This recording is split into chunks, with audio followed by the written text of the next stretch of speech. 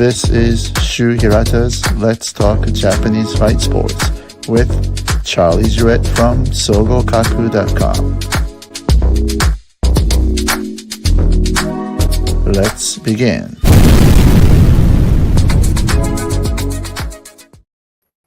Hey, Charlie. Yes. How are you? Good. How are you? Good, good. And good morning and good evening to everyone in US and Japan. And Yes. oh, I'm sorry, I gotta hide this. Sorry, I was a little bit late. Got caught on a phone call. Yeah. So, which topic should we start first? Because we got a lot to talk about. Yeah. Do you want Let's to do start with the Rising review, and then we can Yeah. work our way to the more non-directly MMA topics. Martin review? Okay, so what do you think about the main event? I mean, Vugar had been out of the ring for a while because of that weird issue where he wasn't allowed to leave Azerbaijan. Mhm. Because as the users remember, I think this fight was actually rescheduled, right? Right. It was rescheduled, but we were notified like way back before that, a few months ago, that he's innocent, and I guess the politicians and all these people were working on it, and it got confirmed to be released. So we knew he was coming out clean. You know what I mean? So yeah, in that sense, yeah. So I knew this was happening, and the last fight, and he got canceled, and Majima ended up fighting Imanari and lost. In a scenario, he was supposed to win that fight and get prepared for the Keramov, but that didn't happen. That's why he had to fight. Imanari is one of those fighters. He's like Miyu Yamamoto, where he's like so good at one thing that like there's always that chance he'll beat you at that one thing. Right. But, I mean, wasn't a long fight. 28 seconds. Vugar put on the type. If he wants to fight Suzuki again for the title on New Year's Eve, this is the type of performance he has to do. Right. And now everyone's talking about him. I mean, final fight of the night to go out there and do what he did. Pretty impressive. Yeah. Now, I got to ask you this. Now, what do you think about the fact that I posted it at the photo of the back of Majima's head on my X account? And I think I'm getting like, what did I get? I got like a lot of impression, like almost close to 400K. Now, I was told, and we discussed with the, Mori-san, which is his trainer, that he wants to, at least complain about this to the JMOC, Right. It's not like we were going to say, oh, that was a DQ, so it should be disqualified, blah, blah, blah, because he was within the action. So I guess you can't really, blame on referee, but we need to remind them that the ideal would have been that stop, check, calling doctor, make sure he's okay, and restart. But again, it happened very fast. It looks like at least a couple of those big elbows hit him directly to the back of the head.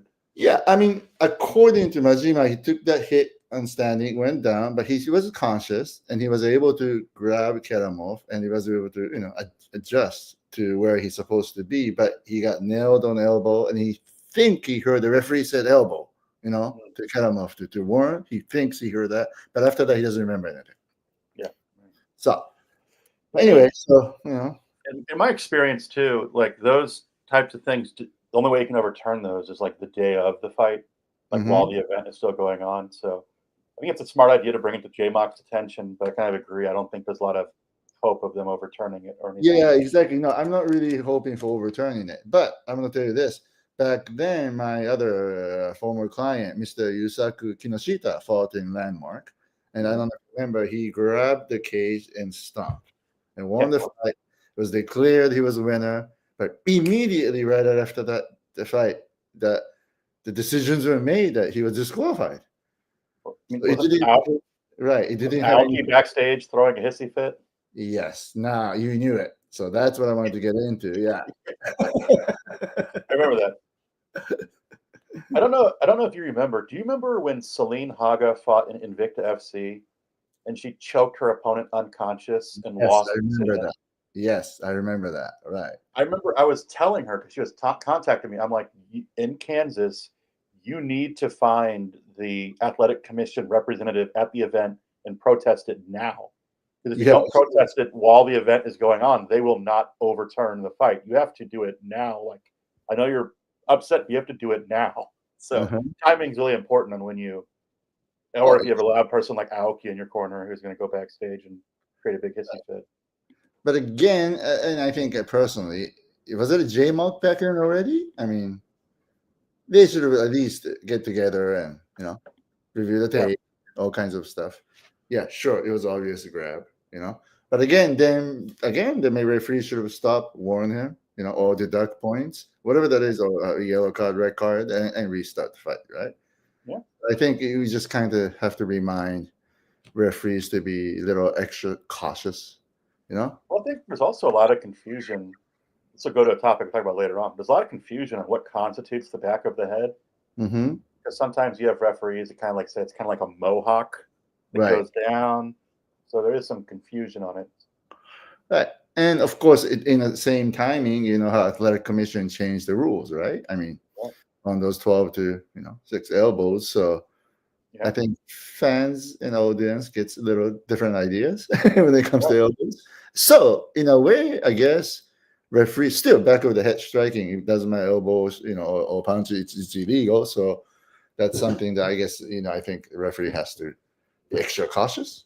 Especially in Japan, where like there's a bunch of matches, but they even like will go so far as like, this match has elbows, this match doesn't have elbows. Yeah, exactly. It gets a little confusing sometimes, right? Even for the fighters, even for the cornerman or coaches, sometimes they make a mistake. Right.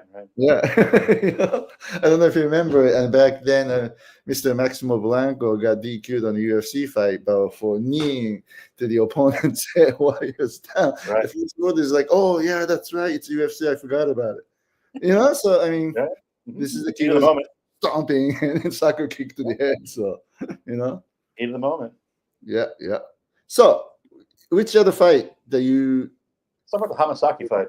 Okay, all right. So, I thought that technique, the finish, the sequence was beautiful, right? Uchimata I was so happy because you represented her. I've followed Hamasaki almost her entire career, and she hasn't fought in a couple of years because she broke her arm in the Siwoo Park fight. Right. But before that, like in the Kanasakura fight and the fight before that, I didn't like the road she was going down. She was kind of falling in love with striking. And you could tell, like in the second Kanasakura fight, especially, she really wanted to like knock her out. Yeah, and you wanted to make the case. It was just so pleasing to see her in this fight. Just be like, to use what made her a world-class fighter.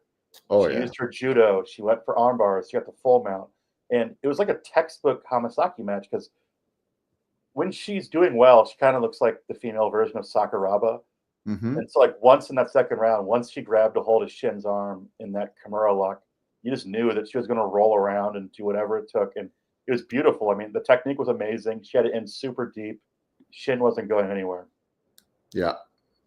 And the whole sequence, I thought it was beautiful, right? That's like an MMA. It was great.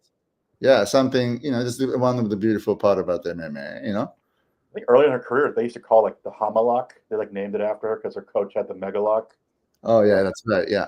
And also, sort of kind of remind me of Sakuraba again. He always liked that move. So, not the Uchimata part I'm talking about, It's the old Bruce Lee, beware the person that's practiced one kick 10,000 times kind of thing. I mean, she's so good at that arm, and her judo is so good, especially for MMA. And Shin comes from a striking background, so it was a really smart strategy.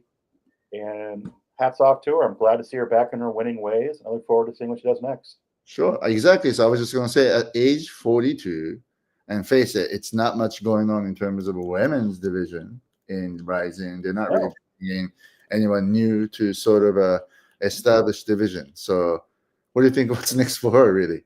Well, she's still got a lot of name value. Yeah. I mean, going into this fight, she was actually doing some training with Miyu Yamamoto. So, I mean, and I've heard fans describe it to me as Hamasaki isn't like the most talkative person in interviews. She's kind of a quiet, reserved person in interviews, but she has like this aura. She has like this, they all describe her as like cool, or she has this badass aura. And especially since she went to the US and won that Invicta title, defeated all these foreign opponents, and was so dominant for so long. I think she still has a good popularity level. So if Rising is probably going to keep her around and kind of, she's already lost Izawa twice, so I don't think we see an Izawa fight. Mm-hmm.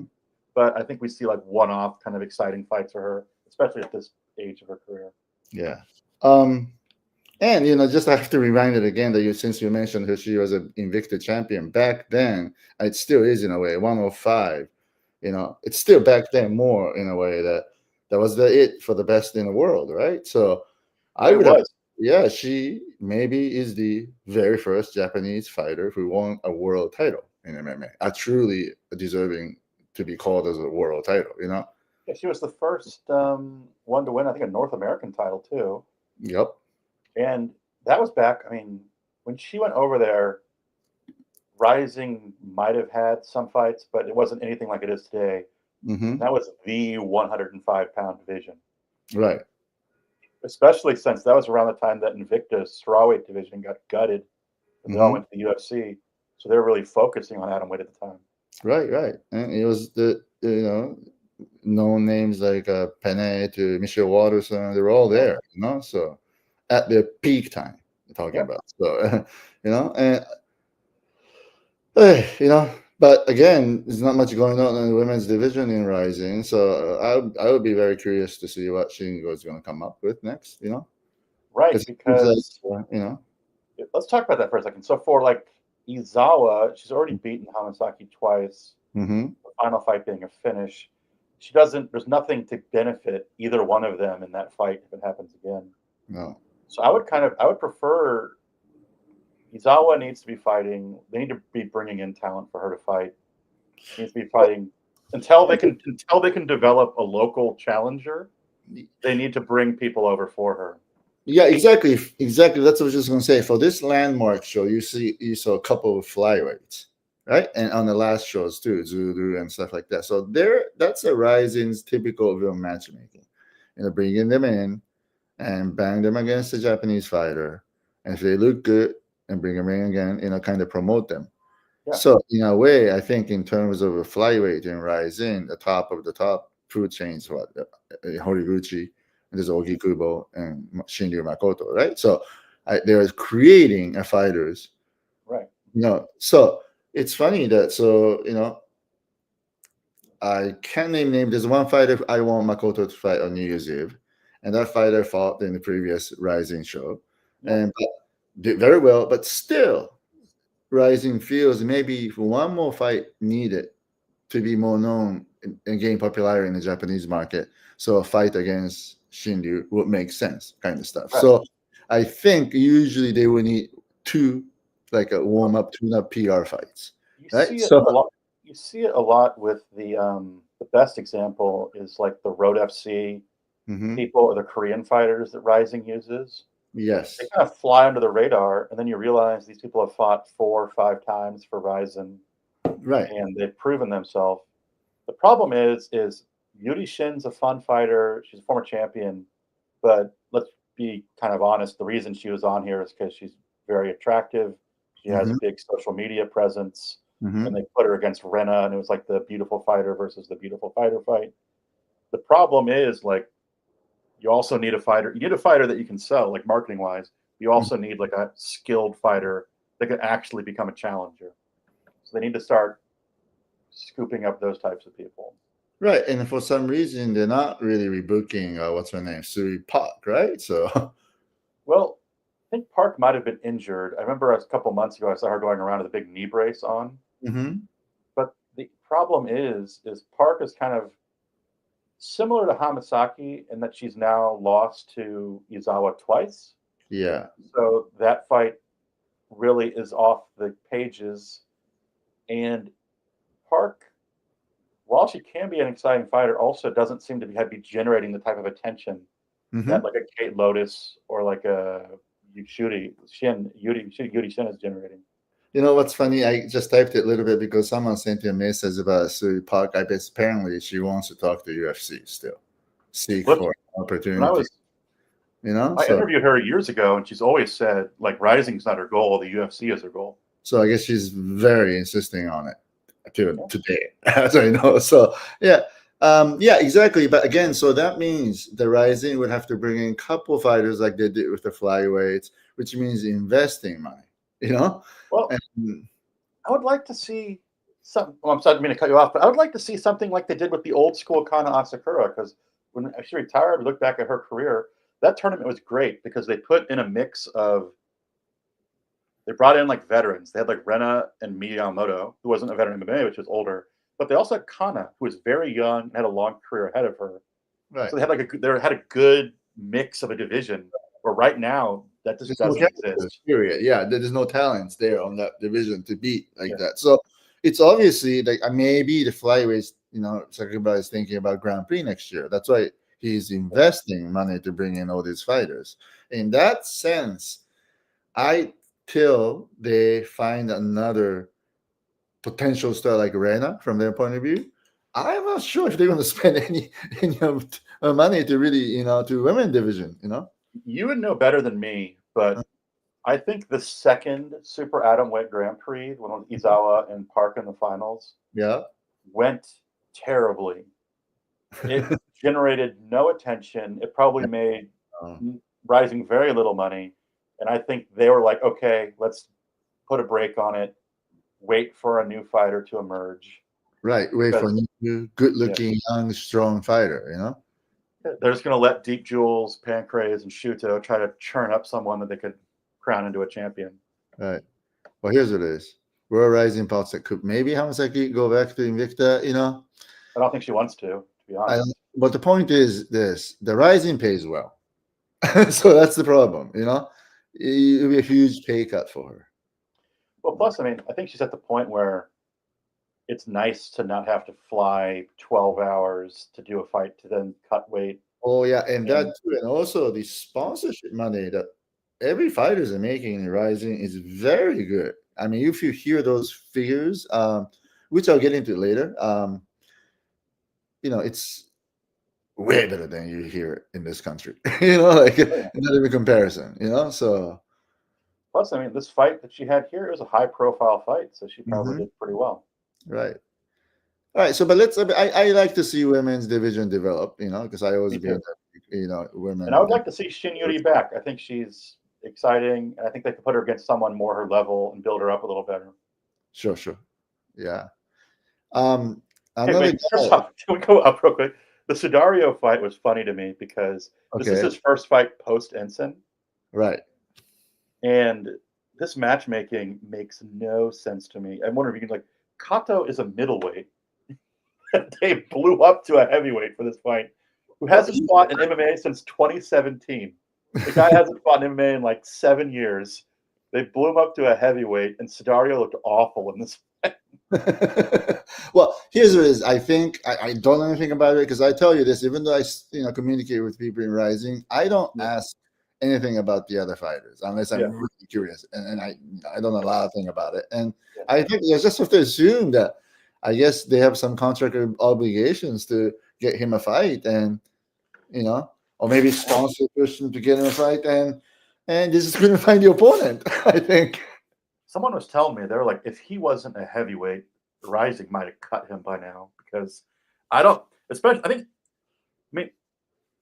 like he needed someone like Enson in his corner to kind of like steer him, because if people don't remember, he kind of comes from a troubled background with some issues, and it seemed I just don't see him, if he's struggling against middleweights like this, I don't know how much better it's going to go for him. Right. But I'm not going to name names. Rising is where just a few fighters are there just because they are pushed by the sponsors.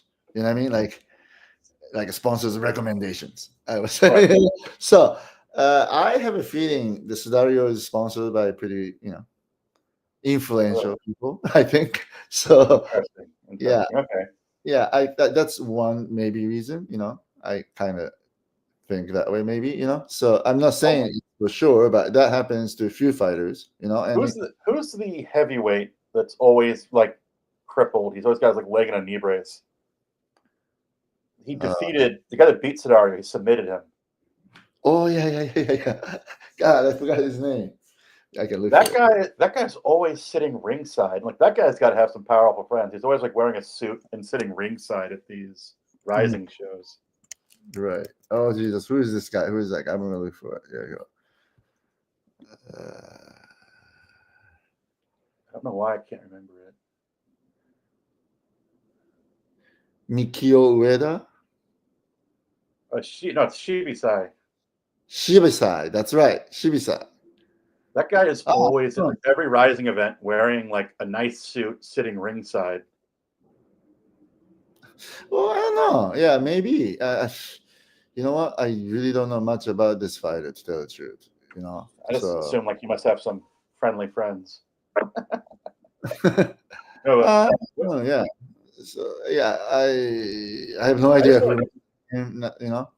The only reason I wanted to bring that fight up, I was just kind of surprised at the opponent choice. Right. I just Sudario's. I mean, you can't deny his athleticism and his power, but this doesn't seem to be going in the right direction. Yeah, but I think always Sakakibara is looking to create something for heavyweight because right. He has that mentality that heavyweight, sort of like close to pro wrestling mentality. It's always boxing, two big guys to fight, which I agree, in a way. So yeah. So next fight I want to touch is because we can't spend too much time on Landmark only, but is a biscuit, 18 years old. Yeah. Akimoto. What do you think? He's a bantamweight who took this fight on featherweight on a sort of like a last minute, undefeated, 7-0. Yeah. From JTT, which Japan top team, for those who don't know, that's where like Mikuru and Kai train. It's kind of their little super gym they've made. And I mean, this guy burst onto the scene. He said it himself. This was a big risk to take a fight like this on such short notice. I heard that this was, I think Sakakibara was saying that publicly, that how some, like a lot of fight cases in Rizin, the fighter goes to the office, say hi and talk and take a photo, be on the social media, stuff like that. On that meeting, instead of telling a management, a lot of times, Sakakibara or Sasara or Shingo, whoever in charge, will ask fighter, what do you think about this fight, opponent? And 99% of the time, of course, fighters say, okay, let me take it back to the coach or, my teammates or manager, and I'll get back to you. But I heard Akimoto say yes right there immediately without even discussing it with coach, even though it's a featherweight, that type of stuff. So, I mean, it's kind of like when Mizuki went up in weight class because it meant she got into the UFC. Yeah, exactly. It was no brainer because it was a way to get into UFC, Yeah, it's like when chances like this emerge, you got to take it. And this guy took it, and look what he did. He's still undefeated. Now he's in Rizin. Right, but even Sakakibara said this. Do you consider that as an opportunity? Because he was already on the stage, so he could have get in the spot in New Year's Eve. So that's only a little month later, and I think lots of. I think he could still get. I think he could still get on New Year's Eve. I think so too. I have a feeling they'll book him on New Year's Eve, and they want to build him quickly because they need a challenger on the bantamweight for Naoki, and they have to establish that division. In a way, even though they have a lot of fighters. So I mean, it's Akimoto. He gambled big, mm-hmm. but he was clearly confident in himself and didn't want to pass up this opportunity because you never know what's going to happen. Right. I mean, it's better to lose at Landmark than to lose on a lower promotion. So now he's in Rizin. Yeah, I agree that So, and I think Akimoto looks like he's a real deal, and I like the way that he fights. He's very calm. He's not rushing, but he takes risk when he need to, kind of stuff. Like he's got that fighter's instinct. True, and like his opponent Suzuki, I mean, he may not be like a pure MMA fighter, but he is a very powerful, dangerous striker. Yeah. So he's a dangerous opponent. So hats off to him. He looked great during the fight. Yeah. So I think overall that show was pretty good, right? I mean, right. Yeah. It's kind of, for some people, it's kind of flying under the radar, but seeing how he develops, it might be kind of the biggest fight that happened on this card. Oh yeah, of course, right. All right, so let's move on because we have a lot to talk about. Yeah. Mm-hmm. Which one do you want to talk about? Because this is, let's talk about the Z Lee thing. That sounds kind of fun. Oh yes. Now, this is not really covered by any of North American media, is it? Like, no, I saw some article about it on Yahoo News. mm-hmm. So that's what I was reading to catch up on it, but I did Okay. not see anything about it in the West. All right, so I'm going to explain this because I know very well because I'll explain, but here's what it is. All right, Lee is the Twitter account, X account, operated by like group of guys, like 5, 6, 7 guys. All right, and these guys also runs a website called Shinjuku Sokai, which is they provide a prediction to a public gambling. So it's not illegal. You know what I mean? Because it's horse race, boat race, those are legal in Japan. You know? So, and also what they do through X is they expose some of the bad guys. Like, for example, they got very, very famous from this account got very famous from this one girl who was forced to take a bunch of tequila shots by a host club in Shinjuku, and she got sick. And they tried to conceal that fact, you know, police ignored it, but they, you know, exposed it, and they became sort of like a dark hero. And well, on top, into that dark hero thing, weren't they also like giving food, paying for like the homeless to have food? Exactly. So that's what I'm going to. So they do two. They first of all they operates in Shinjuku area, Shinjuku Sokai, you know. And just for people who doesn't know Shinjuku's area very known for having a lot of you know gangsters to yakuza to all kinds of stuff, right? This is the mecca of the sex industry. But anyway, so what do we say? So he every twice a month, I mean every 2 weeks. These people used to provide free food to homeless in Shinjuku, and you know usually something like that is like a, you know soup and rice whatever it is, but they provided very good food like unagi, like eel and stuff like that, huge one. And also another things they do is like, believe it or not, Kabukicho, a lot of people abandon cats, so they rescue cat and they created cat cafe, you know. They provided a place for, which is good activity. So they were supported by many young people that their dog hero exposes bad people and help homeless, help cats, abandoned cats, all kind of stuff. When I was reading this, it reminded me of like when Pablo Escobar gave homes to the homeless. Well, I was just gonna say, I mean, oh my god, yeah, there's so many drug cartels. You do a lot of philosophy work, so So anyway, now, so this time, this is what happened. Somebody stole one of the leaders of a Lee group motorcycle. So Lee shot message to the ex and saying, "Hey, anybody who give me the information, I give you 10 grand. Any lead, 5 grand, whatever that is." Then he actually found it. So what he did was he took a bunch of guys with him. At first, he publicly announced, "I found you. I'm going to your house right now." Then, secondly, he posted a bunch of guys looking at this guy's in the condominium and stuff like that. Posted, but he didn't respond. He didn't come back. So what they did was they started ringing on the door. There was a 10-year girl was alone at home, and they bang, bang, ring, ring. So she had no choice. She opened it, and they barged into this apartment and started doing live streaming. And that girl was scared and she was crying. The neighbor found that on X.com and they called the cop. Now, I read they were there with her for an hour. Yeah. Now, this is what it is, Charlie. This happened 2 years ago. And, all right, breaking an entry, whatever that is, I wouldn't say crime, but it's a minor crime. It's not something you make a national headline. It's not something you take 2 years of investigation. All right. This time when Lee was arrested, those guys, about, I think, 4 hours before the arrest was made, police informed this to all the major media. They asked the media to come to the station and film them getting, bringing them into the police stations and everything. That's why they have all these news footages, right? And made on national news. Why is that?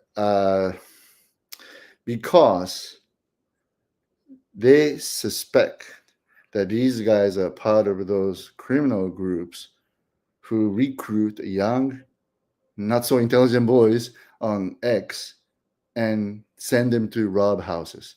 And yeah, I was reading about this. It's called like what, Tokuryu? Yeah.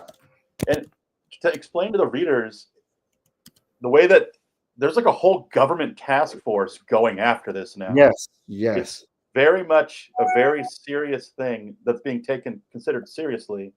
And very the serious. issue is they aren't saying these people are gangsters or like yakuza. They're saying they're like yakuza associates. They're like adjacent almost, Mm-hmm. but like they're like I found they're like robbing old people, selling fake Rolexes. What they're doing is they recruit people on social media websites. It's Yep. like almost like a entire. They called it like it was funny because they were. It's a Japanese newspaper, so they were like saying illegal temporary jobs. Like the illegal temporary jobs are robbing people or selling stolen goods, selling fake goods. You So know, yeah, it's why it's so funny that so all these ads they have a hashtag that say white. White means it's shiro. You know, it's a clean job. Why do you have to remind that, right? But you can make up to like $5,000 a day, kind of stuff. But clear, clean, white job. You know. weren't they also making? You might have said it, but they were making a ton of money off of online casinos too. No, okay. Let's get into that. Okay. Anyway, so one of the rising fighter and K1 fighter, Mr. Animal Koji, got also arrested as a part of this Right. group. He was one of the guys who went to the apartment. And Was coming off of a knockout win over Saint at Deep like earlier this month. this boy Koji is not from Shinjuku. He's from, I think, Fukuoka or somewhere. Anyway, he's a type of a Japanese fighter who's really aggressively tried to get a lot of sponsors.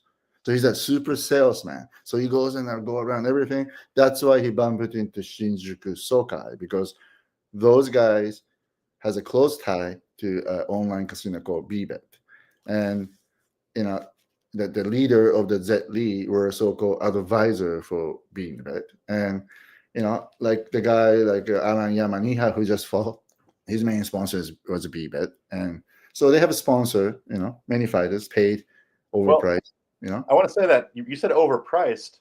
I read in a newspaper, it's not just overpriced. He's paying like 5 times the normal sponsor rate to these fighters. To some fighters, 5-10 times, yeah. It's like not just a little bit more. He's giving enormous amounts of money to these people. Right. I mean, I mean, Bbet came around to the MMA world probably like what 3 years ago, maybe. And not only that, there's a couple other online casinos, and they're all paying very well. And I'm gonna tell you this funny story. I'm not gonna reveal who. I know this one person who worked for a Bbet, and he invoiced for like $5,000. On the invoice, you put how much, and this is the account I need you to deposit. So account is 9 digits, right? 10 digits, whatever that is. The Bbet, instead of depositing $5,000, they deposited the amount from the account number. So he got like 900K. And he was stupid enough to telling everybody that, oh, I got this happening. What should I do? Should I return that money? Of course you're supposed to return that money, right? So when you hear something like that, you know there's a lot of money we're circulating. But now, as you know, everything is being kind of shut down, right? Like they're really inactive. And well, from what I was reading, the government task force now thinks that there might be more sinister people behind the whole thing. yeah, I think so. I mean, they're like they're going to these people that they arrested from the C Lee thing, and now they're analyzing like their computers and cell phones. Yeah, because they're trying to find everybody involved. This is unprecedented in a way. You know, when something happens, there's usually 1 or 2 precincts get together, right, and create the investigation headquarter. But this time, 20 stations are getting together to create this big investigation unit. So like this is there's like a super powerful member of the LDP was like behind this. Or something like that. There's so much a rumor circulating in Japan. Nobody knows what's going on. Some people are saying that because of online casinos, pachinko sales went down. As you know, lots of police officials works for the pachinko related industry, right? So they're tied, so they're not happy about it. And of course, online casino is illegal, right, in Japan. So they're not happy to begin with. They're being kind of making the noise, warning the public about it for a year or 2 now, right? So, well, the paper I was reading, it seems like that might be the actual reason. Like the public reason, I think, is because of this, like criminal recruiting job thing they're doing. Like Exactly. people are breaking into houses of like elderly people and stealing Right. their pension money and things like And that. sometimes murder these people. Right. Like it's so unnecessary. There are cases like you murder, just like elderly, tie them up and kill them for like $600. Like you think, right? I mean, but anyway, so Mr. Koji probably got a call, say, hey, come with us, a sponsor asked you to come. Almost 99% of the time, all fighter goes. He probably thought maybe another dinner or another lunch, whatever that is. And I think, of course, these guys, they like to call a couple of the big or like strong looking guys just in case, right? So, yeah, I was reading that he likes to hire like athletes, which I mean, assuming it's fighters, but the main guy likes to hire fighters to be his bodyguards when he goes around. Right. So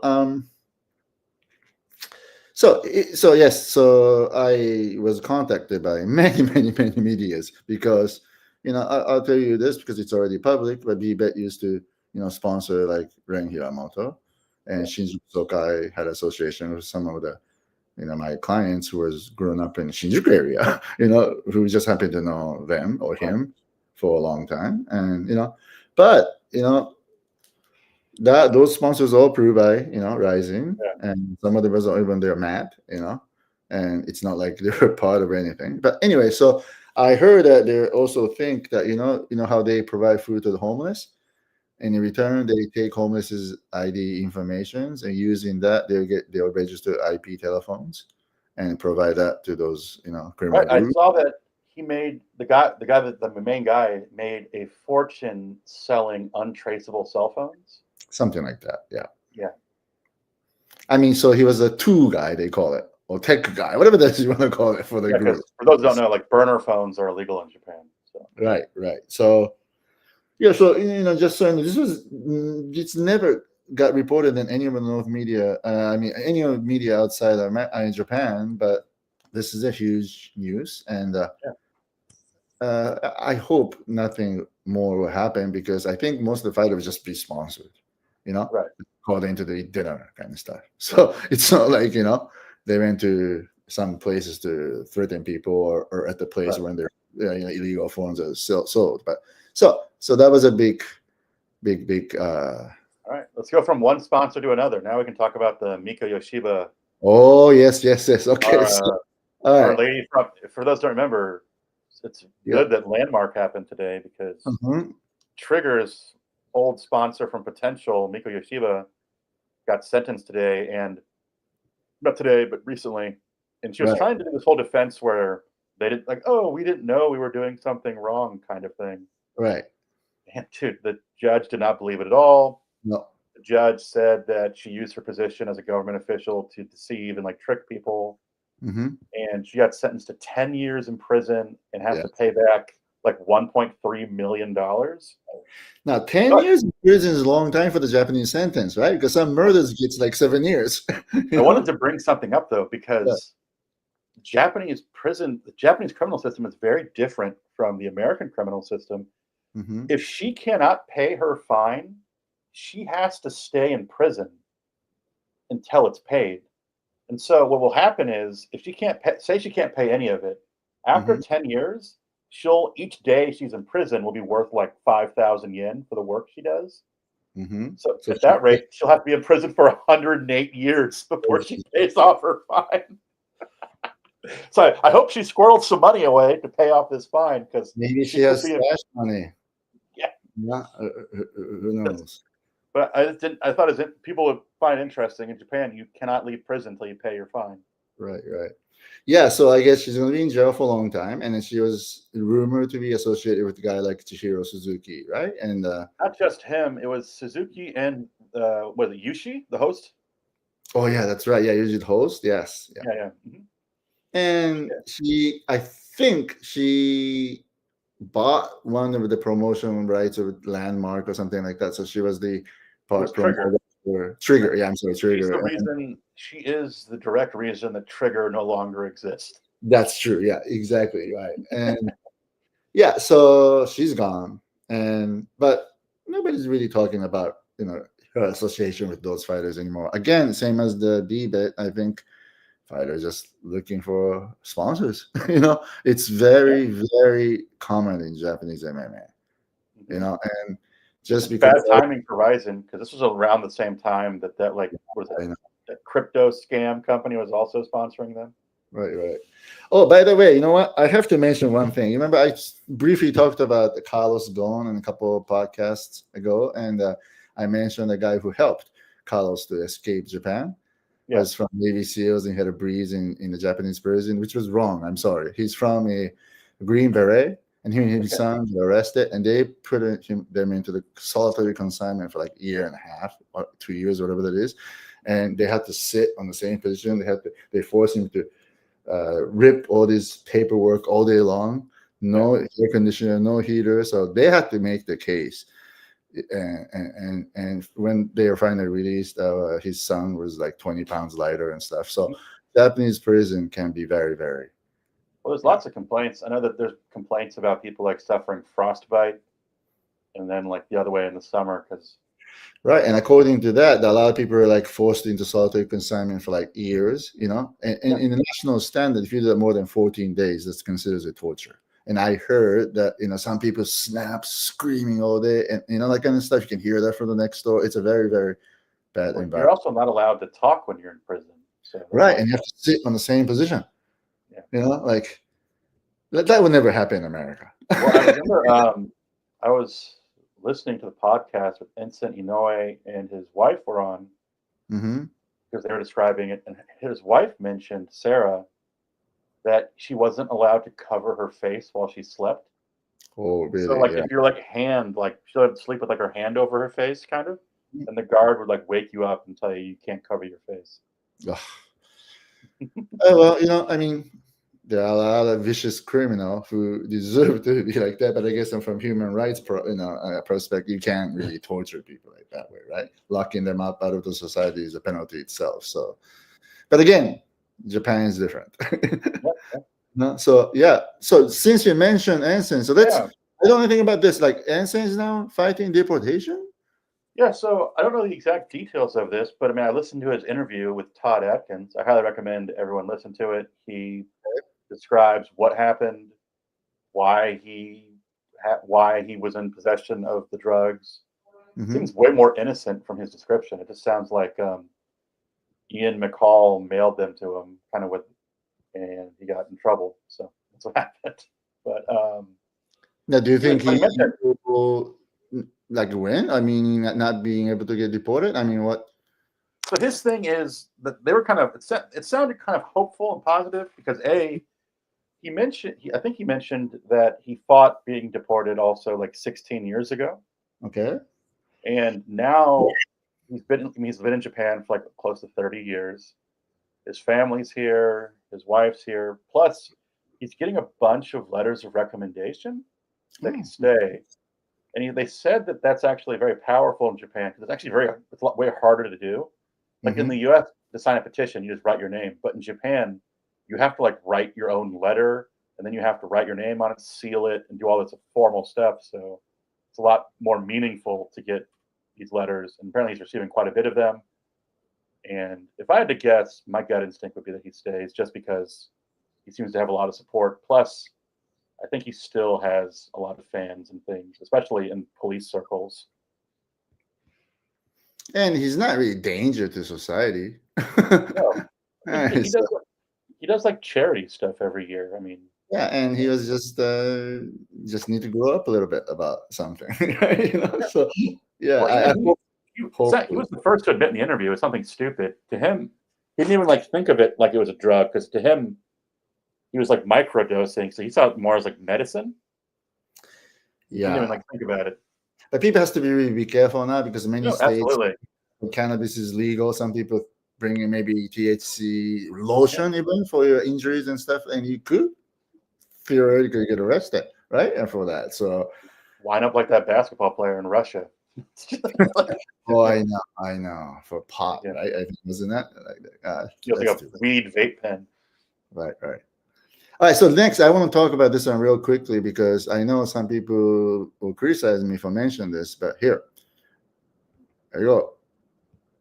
Do you know about this one? Here you go. Yeah, so Not only did Rapist. he, not only did he, Yeah. Right. not only did he compete, he was like the team captain of Yes. Sakuraba's team. Yeah. Just so you know, I mean, I'm going to explain quickly who Uchishiba is. He's a two-time Olympic judo gold medal winner, 2004 and 2008, I believe. And in 2011, media reported his sexual harassment to judo players, and he was fired from Kyushu University Nursing and Social Welfare University or something like that. Anyway, he was a judo coach. Then December of the same year, he was arrested for incapacitated rape. Yeah, Was it a university or a high school? Yeah, and which is a crime, sexual harassment against somebody who is intoxicated, asleep, or otherwise unable to consent or resist. So I basically had the party, got drunk, and carried away. I think I got carried away, and It's weird because yeah, Japan has really different slander and libel laws than the U.S. yes, of So in course. Japan, in the U.S. and most countries, if you say something true about somebody, you can't get in trouble for it. Mm-hmm. That is not the case in Japan. You can say something true about someone, but still owe them money for like impeding their business or something. Right. So no Japanese media mentions his past, and actually, some of them have been like kind of writing sympathetic articles about like, oh, this poor judo champion now works at a bathhouse and his can't get a good work. He has to like work as a repairman at a bathhouse in his home prefecture. And he's Mm-hmm. no longer allowed to compete in the sport he loves and has to struggle to compete in jiu-jitsu. And I was just like, I do not care about this guy's struggles at all. He is a Right. terrible person. And I don't know why. I mean, the same thing happened when K1 had that big announcement for like their whole like restructuring. They announced he was grappling against Sakuraba's son. I'm like, why is this guy the poster child of all of these events? He's literally the worst poster child you could have. Oh, I know. And I think after he went, I think 5 years in a can, he came out and he did publicly said that he's only going to compete in amateur competition. Him turning pro is almost impossible. And I think he took a job of some national team coach of some countries somewhere, which I forgot, but I think he was starting to get back into the little judo scene, and I get like I say, he competed in quintet, I think, right? Right. And about 4 years ago, so he was slowly but surely getting back into at least the grappling and amateur scenes. And I guess Japanese media is very, I don't know, I wouldn't say nice, but sometimes they just don't mention anything about it anymore. No, they don't mention anything about it. Anything that mentions it is foreign media. Right. So because in America, if you have that kind of a record, you'll be registered and to a sexual offender, and it'd be. Well, I think his wife owns and operates a judo school that he like helps out at. Mm-hmm. Like currently. Right. So yeah, it's crazy in a way. This will never happen in the States, but I guess in Japan it's like that. So just to mention, see how our listeners will feel about this, right? I mean, right. Yeah. So the next one. I mean, at some point in time, this reflects on Sakuraba himself. Yeah, exactly. He keeps putting this guy on his team. Yeah, so I don't think it's a good look, but he's doing it. So Yeah. See. Now next one. This was interesting. You know this one, right? Shizuka Sugiyama. Yeah. She's back. She's having a good year. Contest. Yes, it's called Bee Body Contest. Means it's like beautiful women. She's also she won. It was kind of like a more of like a regional one, and she's set to compete in like the national competition later this month. That's great. I mean, she's the pancreas champion.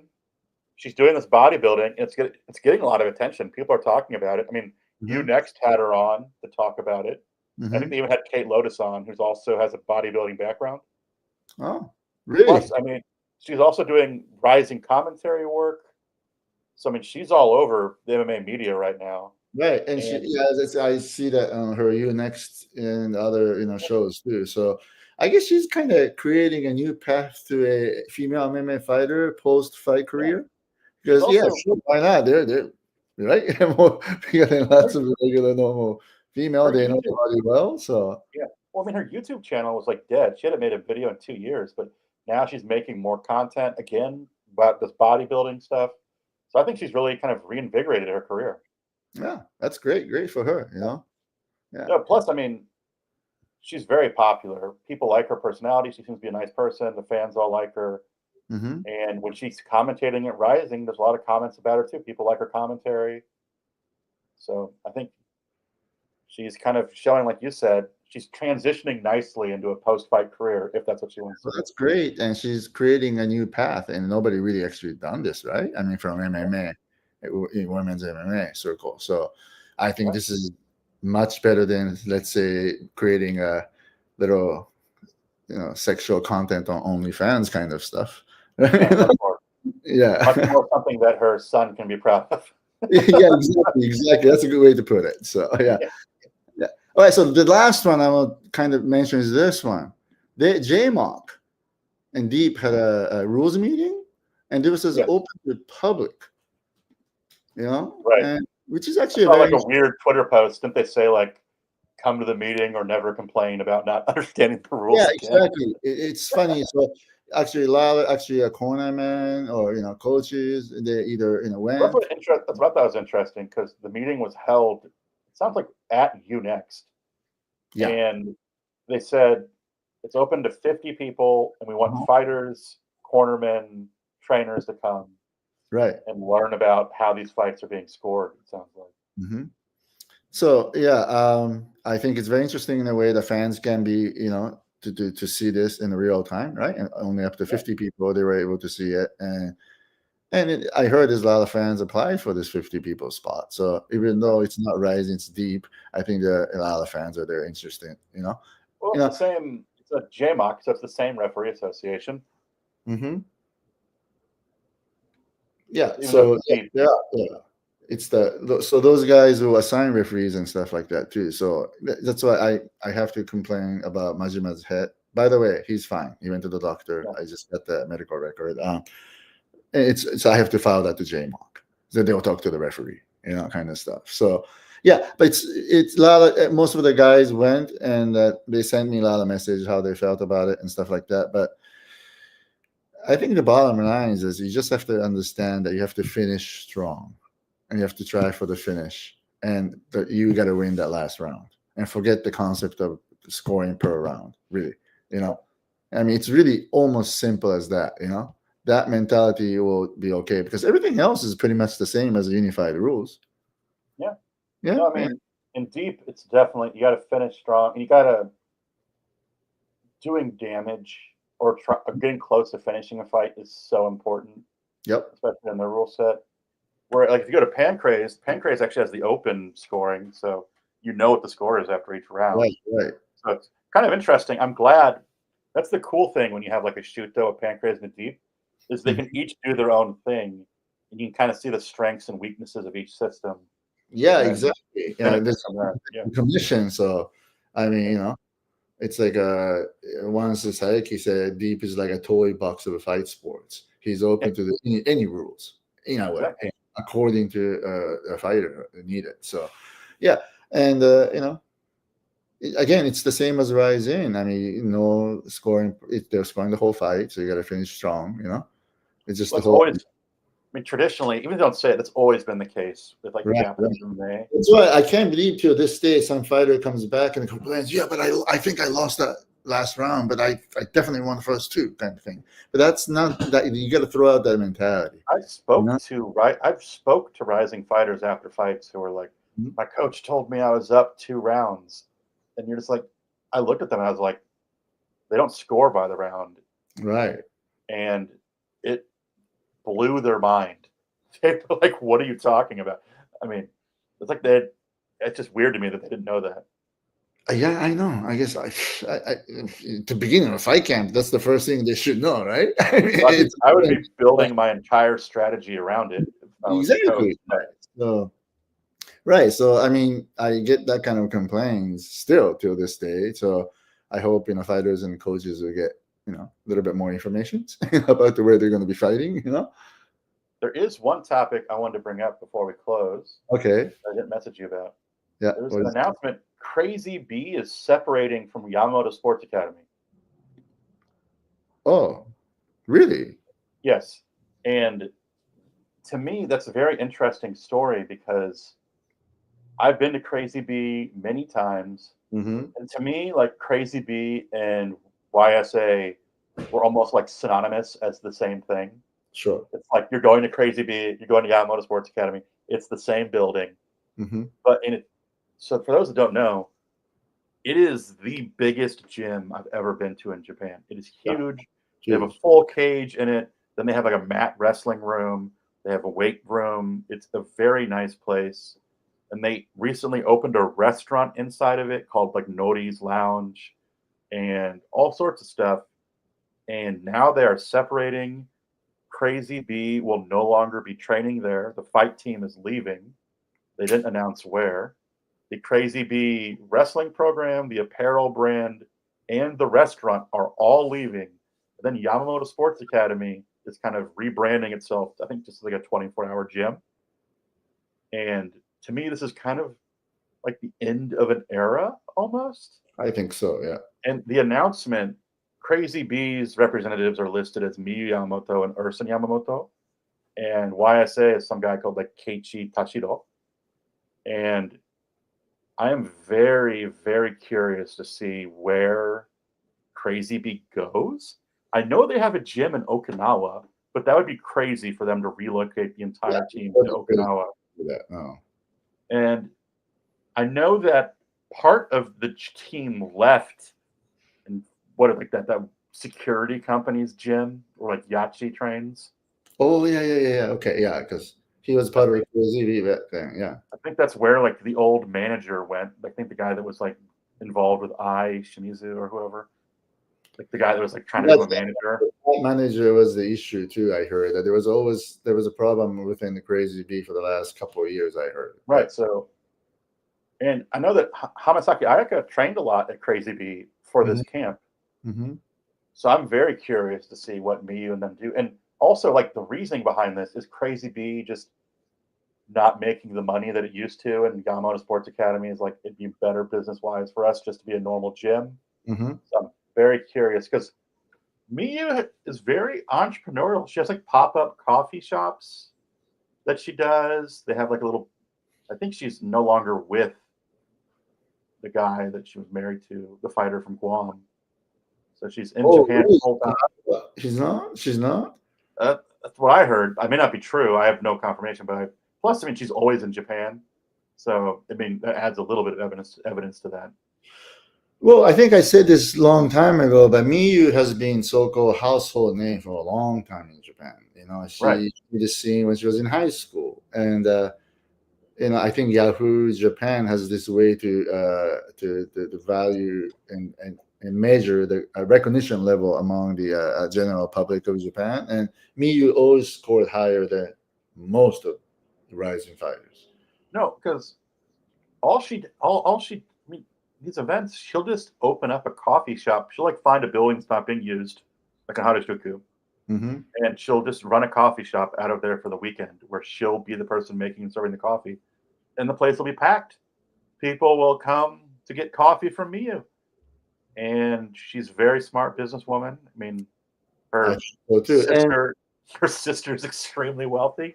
So I mean, Yu Darvish's wife, and also, I mean, the whole family has been a pretty known wrestling Yamamoto family. So you expect for them to have almost lifelong sponsors, supporters, that type of stuff. So she's very good at that, I think. But the separation of the team and the gym, I'm so curious as to why. Because I feel like after Kid died, the Krazy Bee team stayed together for a good time. Mm-hmm. But I feel like he must have been the glue that was holding all that together.